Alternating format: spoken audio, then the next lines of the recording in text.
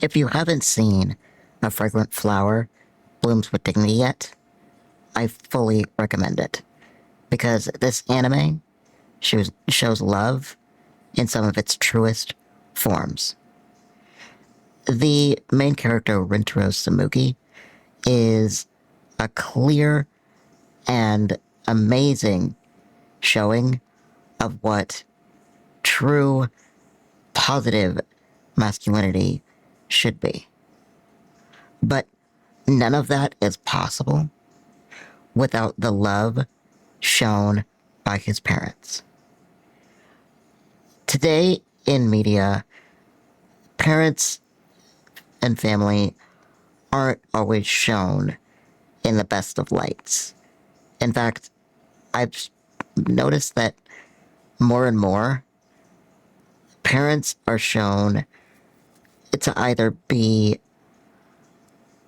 not really there for their children or just really out of touch or, in the worst case scenarios, cruel. It's a trend that has just been going on for quite a few years now. But this anime completely shatters it. Now, I'm not trying to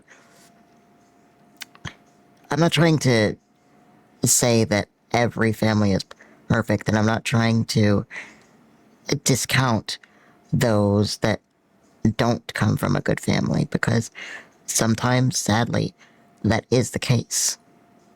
But this anime shows family in the way that most people wish that it could be, and how we believe, in our beliefs, we're told that it should be. Kyoko, Rintaro's mother, is a true showing of what a mother's love can be like.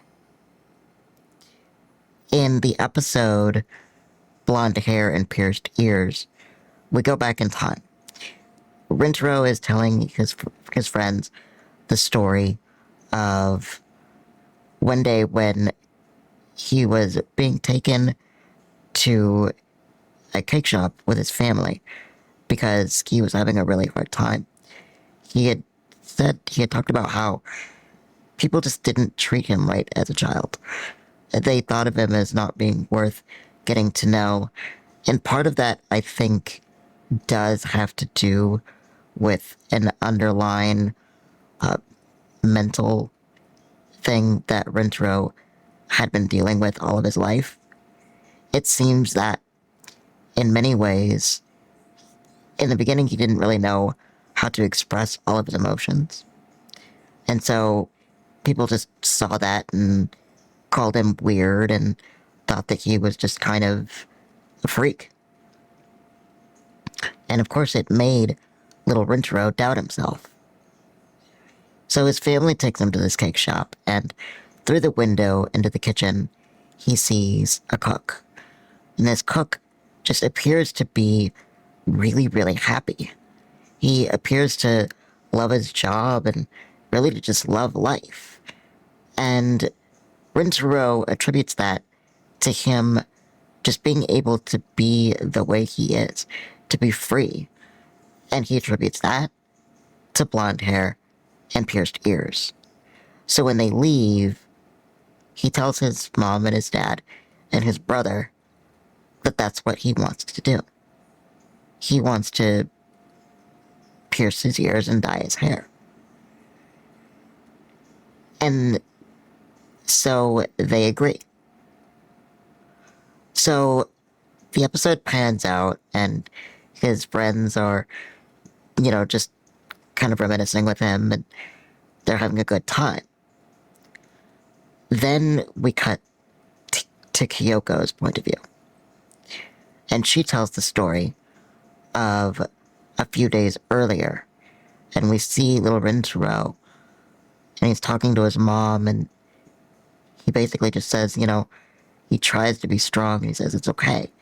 He says, I'm just not going to try to make friends anymore. I'm not going to try to make those connections.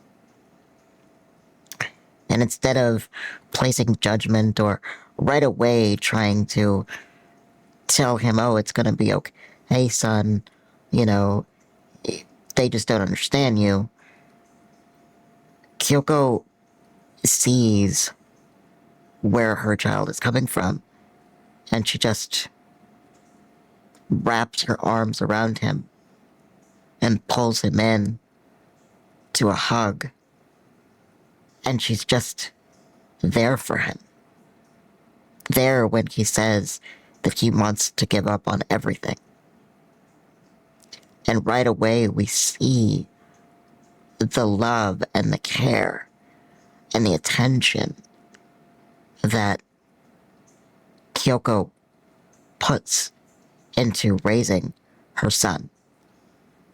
And in the beginning, when we first meet Kyoko, we can see her as kind of just this goofy kind of, person who sort of, says some biting remarks every once in a while about, Rintaro's grades or how he interacts with the world. And some people might think, oh, well, that's kind of harsh. But in reality, Kyoko's understanding that sometimes in order to reach the children, parents need to come down to their level. Of course, they need to meet it with, the right amount of maturity. But sometimes reaching them can look a little bit different from child to child. But there's always love behind her words. Those remarks that can seem biting is more just a way of her telling him to move forward. And sometimes the amount of what we might call judgment in how he looks at things is just her way of saying, no, wait a second, hold on. You're just thinking of the way that others have treated you. And the best showing of that is when Rintaro is starting to doubt his friendship with Miss Waggery. He is starting to feel like she only hangs around him because he saved her. And he's starting to feel like his presence to her is a burden. Well, Kyoko stops him and she's like, now wait a second, son. Don't you think that you're jumping the gun a little bit? You're taking how people have treated you in the past and you're judging how Miss Waggery sees you. But is that really fair to her? Is it fair to yourself? And little by little, Rintaro begins to change. And we see that positive masculinity evolve as well. And we only see it because of the way that Kyoko treats her son. Going back to the story, Kyoko's version comes from a little bit before that time outside the cake shop. But then we flash to a little bit of time afterward. She's sitting on the couch and she is with her husband. He's got the nail gun, or the piercing gun rather, and he's getting ready to pierce her ears. And he asks her, are you sure you want to do this? She responds and she says yes. She says, Rintaro works so hard and he tries to help us every day. And she knows that when the customers come in and they see her son with the blonde hair and the pierced ears, they might not treat him the best. They might cast their own judgments. They might say some harsh things because it's just that culture. Dyed hair is a sign of rebellion, and instead of understanding where the person who has the dyed hair might be coming from, the the more known reaction is to just judge. And so rather than make him go through that alone, she decides to do it first. She decides that she is going to take part of the burden. That when the customers come in, she's the person they're going to see. She's the one at the counter. And so if they're going to judge Rintaro, they're going to judge her first. And that's what she decides to do.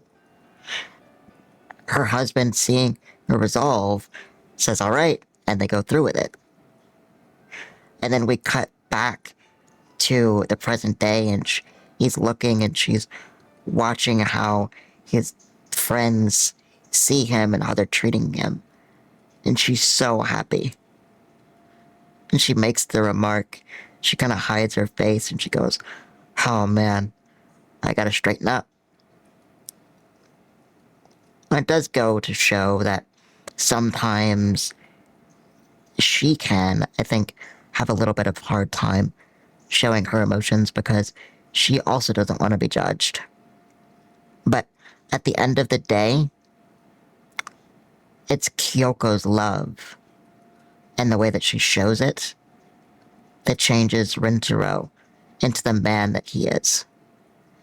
It's because of her love that she teaches him how to be a man.